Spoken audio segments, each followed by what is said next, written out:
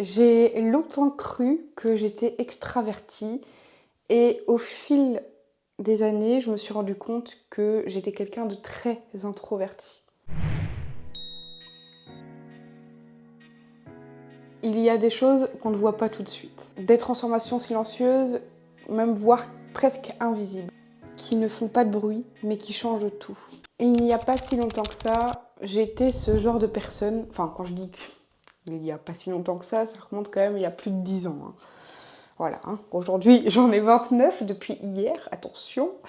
Non mais vraiment, j'étais ce genre de personne qui remplissait les silences, qui souriait toujours trop fort, qui sortait pour ne pas penser. Et peut-être qu'à l'époque c'était vrai, j'étais quelqu'un de très extraverti, qui riait fort, qui parlait trop. J'aimais être entourée, j'aimais exister à travers les autres, j'aimais qu'on m'écoute. Une personne extravertie, c'est quelqu'un qui est tourné plus vers le monde extérieur. Et c'est ce que j'étais. Il y a 10 ans bientôt, j'ai arrêté toute substance illicite. Et déjà, ma vraie personne s'était effacée. Enfin, de ce que je croyais être ma vraie personne, c'est-à-dire extravertie, très joviale, à parler à droite à gauche, à mettre de l'ambiance. Et même les personnes qui me connaissent à l'heure actuelle ne m'ont jamais vue comme ça. Enfin, celles qui me côtoient après cette péripétie. Parce que je suis quelqu'un de très réservé, très timide. Ce que je voulais en venir. Ça fait bientôt 10 ans du coup que je suis abstinente. Et là, mon comportement a commencé à changer. Déjà de une, je ne parlais plus. Je ne savais même plus comment parler, comment interagir avec les autres, je ne savais plus.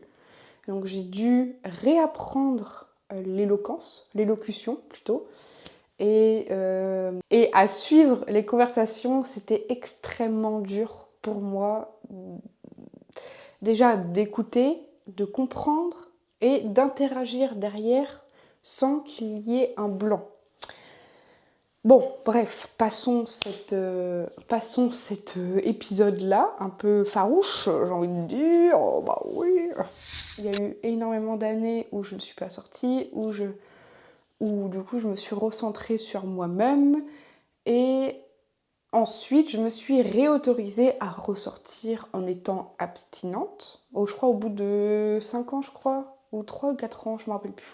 Et donc du coup, je recommençais ma vie comme avant, mais sans substance. Donc extravertie, mais quand même un peu moins, parce qu'il n'y a pas l'effet stimulant de substance, on va dire, pour ne pas citer le mot.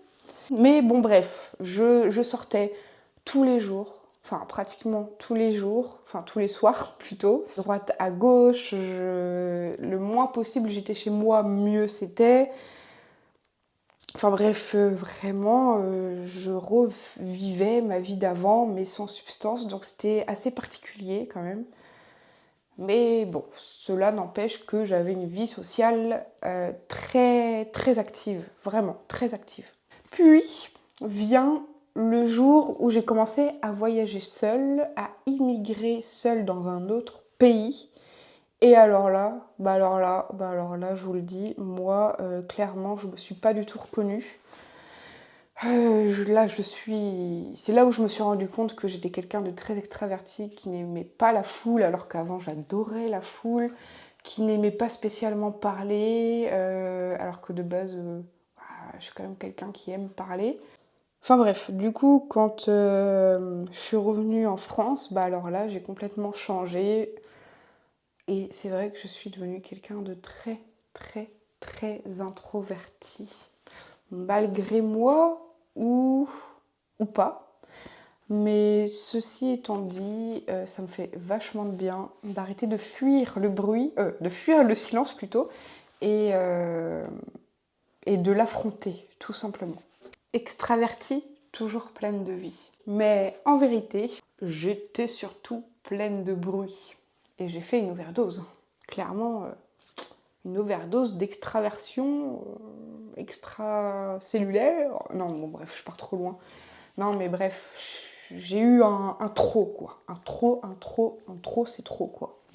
Puis vient ce jour où j'ai commencé à dire non. Le non, je l'ai appris en 2015 quand j'ai dû arrêter toute substance illicite, j'ai envie de dire, si je puis dire plutôt. Donc le non, je l'avais appris à cette période-là. Et je me suis dit, mais en fait, il n'y a pas que pour cette situation-là que je peux dire non. En fait, je peux dire non à tout ce que j'ai envie. Et c'est là où j'ai commencé à dire non d'aller en soirée, je continue à aller en soirée, hein, y a pas de... Enfin voilà, je ne suis pas non plus enterrée dans ma grotte plutôt. Mais on va dire que maintenant, je sélectionne plus particulièrement les endroits où j'ai envie d'aller, surtout si mon état me le permet d'y aller, si ma saturation sociale n'est pas saturée, on va dire. Du coup, je me répète, mais bon, je pense que vous avez compris un peu ce que je voulais dire par là. Mon état émotionnel aussi, je suis capable d'encaisser le fait qu'on vienne me parler, parce que ça demande quand même beaucoup de concentration, ça demande de la présence, voilà, de la présence tout simplement. Et c'est vrai que parfois je n'ai pas envie d'être présente. Enfin bon, bref, et du coup tu fais du faux semblant parce que faut paraître, j'allais dire irrespectueuse, non, justement, à l'inverse. Il faut paraître respectueuse, joviale, intéressante, ou intéressant, hein, peu importe, celui qui regarde la vidéo, voilà, moi je me mets pour mon féminin, mais vous le faites comme vous le sentez. Bon, bref, je me perds là, ça suffit, là je me perds. Pour revenir au sujet, j'ai commencé à dire non aux soirées qui m'épuisent, non aux conversations qui sonnent faux, non aux distractions qui s'éloignent de moi. Et là, j'ai redécouvert ce que c'était le silence. Quand j'ai accepté de vouloir dire non. Le vrai silence, c'est celui qu'on fuit mais qui soigne. Celui qu'on craint mais qui révèle. J'ai appris à m'écouter, à me voir sans le miroir des autres, à m'aimer sans les applaudissements. J'ai compris que je n'étais pas... Oh, mouche de merde. J'ai compris que je n'étais pas introvertie, mais plus le fait que j'étais fatiguée d'exister ailleurs que chez moi. Quand je dis intérieur de chez moi, c'est moi, moi quoi. Voilà, pas l'habitat. Attends, déjà on va un peu dézoomer là. Voilà. Aujourd'hui, je ne cherche plus à être partout. Ça, vraiment, ça ne m'intéresse plus, vraiment. Ah, mais t'es pas là. Ah, mais tu viens pas ce week-end. Ah, mais c'est trop dommage, tu viens pas. En fait, dommage pour vous si vous voulez, mais moi, je suis bien dans mon intérieur. Et je préfère plus me reposer que de créer des souvenirs éphémères dont je ne me rappellerai même plus dans quelques années. Je sais pas si... Oui, je vais m'en souvenir dans le sens où je vais prendre des photos, des machins, des bidules. Mais en soi, est-ce que cela aurait une grande importance? Non. Bon, hop, à part, oui, tu peux créer des souvenirs autres que des soirées, en partageant des moments de complicité avec une autre personne, autre que des soirées, je le répète encore. Je reviens où est-ce que j'en étais. Aujourd'hui, je ne cherche plus à être partout. Je cherche à être entière. Je ne cherche plus à plaire. Je cherche à être en paix. Et ça, c'est v'là dur, par contre. Hein. Ah bah tiens. Et ce n'est pas toujours facile. Parce que parfois, la solitude pique. Parce qu'on vit dans un monde où le silence devient suspect. Mais pour la première fois, je me sens vraie avec moi-même, du coup.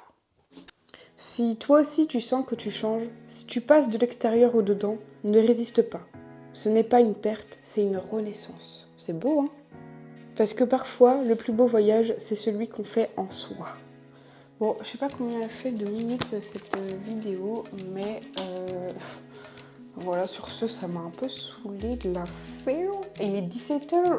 Il est 17h. Bon, sur ce, j'espère que cette vidéo vous aura plu. Et si c'est le cas, n'hésitez pas à mettre un petit j'aime ou un petit commentaire. Cela me fait extrêmement plaisir à chaque fois. Donc même si je sais que très peu de personnes regardent mes vidéos actuellement, pour le peu que j'ai de retour, ça me fait trop plaisir. Donc merci beaucoup. Plein de bisous.